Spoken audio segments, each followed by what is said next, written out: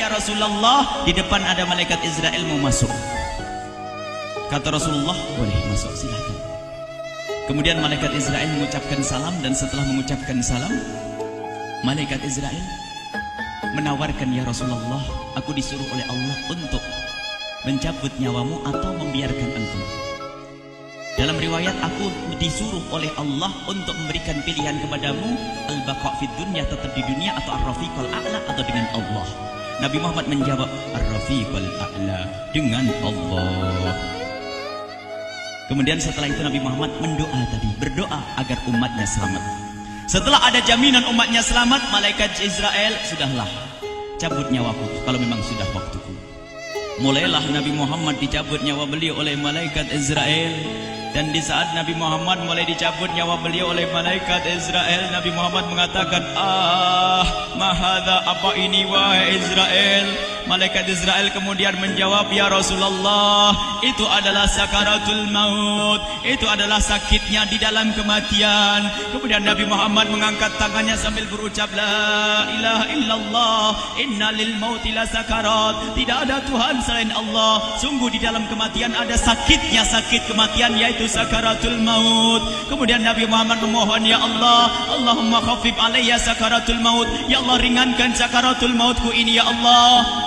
Dijawab oleh malaikat Israel, ya Rasulullah, itu sudah aku ringankan 70 kali. Nabi Muhammad menoleh, apa malaikat Israel?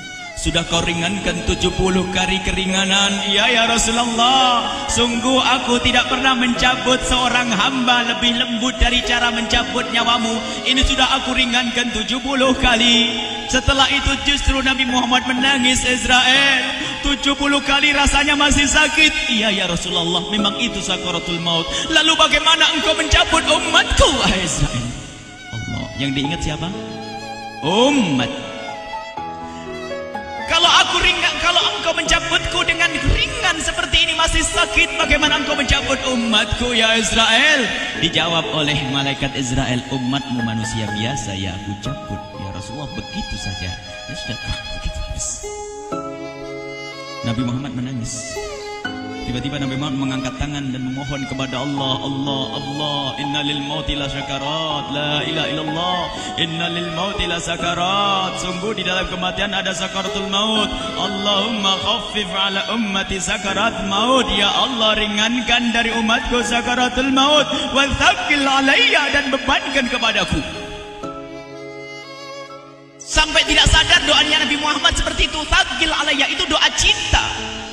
Seorang ibu yang pernah punya anak, tuh lihat kalau doa Rasulullah ini masih dilakukan. Bagaimana Rasulullah bisa doa begitu? Itu bahasa cinta yang tidak bisa diterjemahkan dengan oleh akal. Seorang ibu kadang-kadang, ibu yang di belakang, ibu mau dikasih sakit oleh Allah? Mau, Bu? Ibu jauh sekali. Ibu mau dikasih sakit?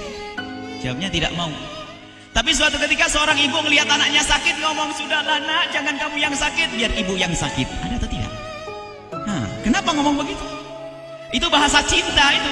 Tidak rela kalau anak ini sakit, biar aku saja yang sakit. Itu yang dirasakan Rasulullah. Sakaratul maut begitu sakitnya, membayangkan betapa sakitnya umat Nabi Muhammad di saat dicabut nyawa beliau. Maka Rasulullah mengatakan, ya Allah, ringankan sakaratul maut dari umatku, bebankan kepadaku saja, ya Allah. Wala sawfa yu'tika fatarda. Permintaan Nabi Muhammad tidak ditolak oleh Allah, dikabul dan dikabul, wahai Muhammad. Sallu ala Nabi Muhammad. Dan benar, sakaratul maut kita ditahan oleh Rasulullah, ditanggung oleh Rasulullah, sehingga digambarkan oleh Imam Bukhari di saat Nabi Muhammad dicabut nyawa beliau, Siti Aisyah yang ada di situ. Rasulullah berada di pangkuan Siti Aisyah, yang saat itu Siti Aisyah melihat keringat dingin keluar dari kening Rasulullah. Siti Aisyah tidak pernah melihat keringat keluar seperti itu. Bahkan di saat dipegang kepala Rasulullah, panasnya melebihi dari panasnya orang biasa. Setiap kali ada kain dicelupkan di air, ditempelkan di kening Rasulullah langsung mengering.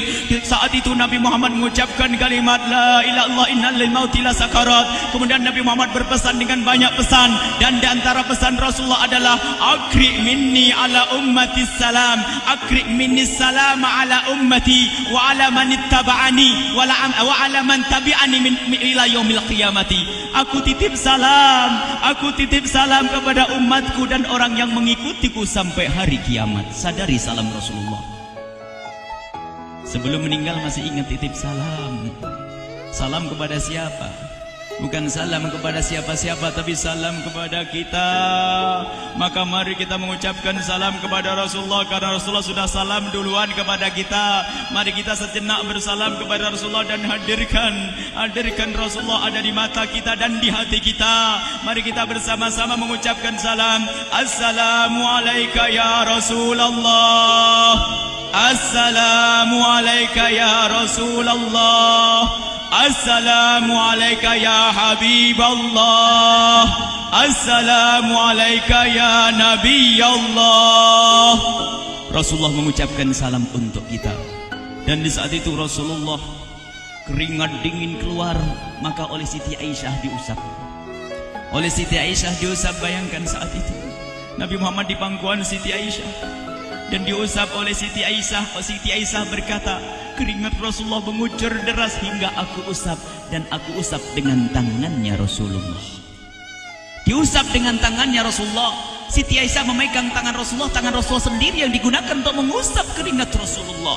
Sahabat bertanya, Aisyah, kenapa harus dengan tangan Rasulullah tidak dengan tanganmu? Lihat jawab Siti Aisyah, karena tangan Rasulullah lebih lembut dari tanganku. Sallu ala Nabi Muhammad. Masih sempat nyanjung itu sahabat Nabi. Dalam keadaan begitu masih menyadari kelembutan tangan Rasulullah, jasad Rasulullah, kemuliaan Rasulullah sallallahu alaihi wasallam. Dan aku lebih menginginkan bahwasanya yang menyentuh jidat Nabi Muhammad adalah tangan yang paling mulia di dunia dan di akhirat. Siti Aisyah enggak berani menyentuhkan. Pengennya yang disentuhkan di kening Rasulullah adalah tangannya Rasulullah sallallahu alaihi wasallam. Kemudian setelah itu Nabi Muhammad merasakan sakit yang sangat untuk kita. Kemudian Nabi Muhammad mengangkat tangan tinggi-tinggi mengucapkan la ilaha illallah inna lil mauti lasakarat. Tiba-tiba tangan itu semakin turun dan ditangkap oleh Siti Aisyah. Dan di saat tangan itu jatuh di tangan Siti Aisyah, kemudian tiba-tiba paha Siti Aisyah merasakan berat kepala suci Rasulullah.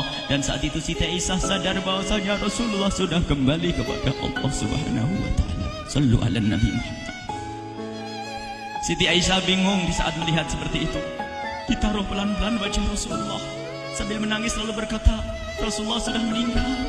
Para sahabat Nabi pada bingung. Sayyidina Ali tiba-tiba terduduk, nggak bisa berdiri. Sayyidina Utsman nggak bisa ngomong. Ada orang Sayyidina Zaid berkata, aku baru melihat Rasulullah. Setelah ini aku tidak mau melihat lagi selain Rasulullah. Ya Allah, butakan mataku. Aku tidak ingin aku kotori mataku dengan selain Rasulullah. Dan dibutakan oleh Allah. Bermacam-macam kejadian saat itu. Madinah heboh, luar biasa dengan meninggalnya Rasulullah sallallahu alaihi wasallam. Dan sungguh meninggalnya Nabi Muhammad adalah menghidupkan hati yang mati kalau orang faham. Tiba-tiba Sayyidina Abu Bakar datang. Setelah Sayyidina Umar mengatakan, siapa yang mengatakan Muhammad meninggal akan aku penggal lehernya. Jangan seperti orang-orang Nabi Muhammad sekarang lagi pergi seperti waktu Musa pergi kepada Tuhannya, kepada Allah, nanti akan kembali kepada kita. Muhammad belum meninggal. Ini adalah karena kecintaan Sayyidina Umar bin Khattab, tidak ingin Nabi Muhammad pergi. Tiba-tiba datang Sayyidina Abu Bakar As-Siddiq lalu masuk ke kamarnya Rasulullah, lalu masuk kepada Rasulullah, kemudian mengecup kening Rasulullah. Dan Sayyidina Abu Bakar berkata, ya Rasulullah, tibta hayyan wa mayyita. Ya Rasulullah, engkau tetap harum dalam keadaan hidup dan harum setelah meninggal dunia. Sallu ala Nabi Muhammad. Hingga sampai setelah hari besoknya meninggal Rasulullah Senin sore, Selasa malam, Rabu dikubur Rasulullah sallallahu alaihi wasallam. Setelah dikubur, Sayyidat Fatimah bertanya kepada Sayyidina Abdullah ibn Abbas, Sayyidina Anas, wahai Anas, hai Anas, sambil menangis Sayyidat Fatimah Zahra, hai Anas, bagaimana engkau tega? Atabat anfusukum an tahtu ra'sa Rasulillah. Apakah engkau rela menaburkan debu di atas kepala Rasulullah?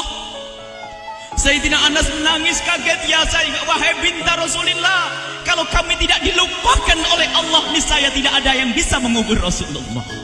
Jadi saat itu dilupakan oleh Allah, sehingga mereka tidak menyadari melakukan itu semua. Kalau mereka sadar, tidak akan bisa mengubur Rasulullah sallallahu alaihi wasallam. Ini yang diungkapkan oleh Sayyidina Anas. Kalau seandainya kami tidak dilupakan oleh Allah, niscaya kami tidak akan mampu mengubur Rasulullah sallallahu alaihi wasallam. Kami yang hadir di sini, ya Allah, ingin senantiasa hadir di hati kami kekasih-Mu Nabi Muhammad. Maka kami mohon, ya Allah, jadikan kekasih-Mu Nabi Muhammad yang akan, ya Allah, yang akan mendampingi kami kelak saat Kau cabut nyawa kami, seperti yang Kau wahyukan kepada kekasih-Mu Nabi Muhammad. Wa absyiru bil jannati, semua hamba yang beriman akan menyaksikan surga, ya di saat dicabut nyawa mereka. Dan surga, di tempat surga itu yang paling mulia adalah Nabi Muhammad. Maka kami mohon, ya Allah, saat Kau cabut nyawa kami, ya Allah, hadirkan Nabi Muhammad di hati kami, ya Allah. Dan kami mohon, ya Allah, saat di alam barzah nanti, ya Allah, saat yang sangat mengerikan itu, ya Allah, kami mohon hadirkan kekasih-Mu Nabi Muhammad, sehingga kami tidak takut dan gentar lagi dengan malaikat mungkar nakir. Dan ya Allah, kami mohon di saat di padang mahsyar nanti, ya Allah, hadirkan kekasih-Mu Nabi Muhammad. Jadikanlah kekasih-Mu Nabi Muhammad yang akan menemani kami dan akan membonceng kami, membawa kami ke telaga Kausar. Lalu kami diberi air minum dari air telaga Kausar hingga kami tidak akan haus selama-lamanya. Ya Allah, jadikan kekasih-Mu Nabi Muhammad yang akan menemani kami di saat kami menyeberang Siratal Mustaqim hingga kami tidak akan terjerumus ke neraka Jahanam. Dan jadikan kekasih-Mu Nabi Muhammad yang akan kami saksikan setiap saat di surga-Mu, ya Allah. Ya Allah, jadikan kekasih-Mu Nabi Muhammad yang senantiasa, ya Allah, kami lihat kelak di surga. Dan jadikan ucapan kami di akhir hayat kami kelak adalah, ya Allah, adalah kalimat agung dan mulia, La ilaha illallah Muhammadur Rasulullah. La ilaha illallah Muhammadur Rasulullah. La ilaha